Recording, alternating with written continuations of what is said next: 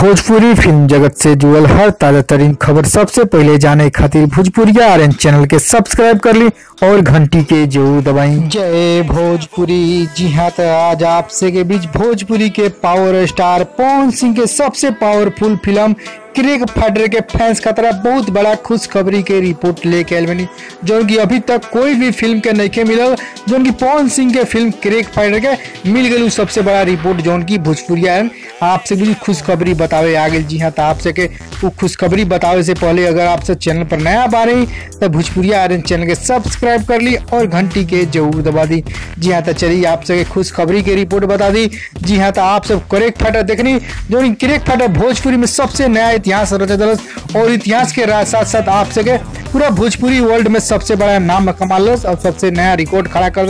जो उनकी अभी तक भोजपुरी फिल्म में नहीं मिलल। जी हाँ, तो आप सब कौन सी को नया इतिहास रचने और नया रिकॉर्ड बने नया जो उनकी पवन सिंह के फैंस तबतोड़ खुशखबरी की रिपोर्ट में आ रहा बल्लू। जी हाँ, तो आप सब पवन सिंह की क्रिक फाइटर फिल्म के गूगल के तरफ से सबसे बड़ा रेटिंग मिलल जो उनकी अभी जस्ट जी हाँ कल परसों के फिल्म टीम के तरफ से ऑफिशियल पेज शेयर भइल जो उनकी भोजपुरिया आर्यन आप सब बीच देखा रहा बा और आप सब तस्वीर भी देख रहे। जी हाँ, तो आप सब जो आप तस्वीर देख रहे जो उनकी गूगल के पेज के तरफ से मिलल जो उनकी 94% की क्रिक फाइटर फिल्म के लाइक मिलल जो उनकी फैंस के तरफ से। जी हाँ, तो आप सब गूगल पर रोज लोग सर्च करला हुए सर्च के मुताबिक गूगल एक नया रेटिंग बनौले बा जिसमें कि क्रिक फाइटर फिल्म के 94% लोग लाइक के बा जो उनकी 94% लोग एक पसंद करे क्रिक फाइटर में जो उनकी भोजपुरी में अभी पहला बार भइल बा जो उनकी और भी कोई फिल्म के गूगल पर इतना रेटिंग नहीं मिलल जो उनकी क्रिक फाइटर के 94% लाइक मिलल जो उनकी आप सब खुशखबरी के रिपोर्ट बा। अगर आप क्रिक फाइटर फिल्म देखले बनी तो आपसे भी कमेंट करके बताइए आपके क्रिक फाइटर फिल्म कैसा लगल बा और अगर आप नहीं देखले तो तीसरा सप्ताह में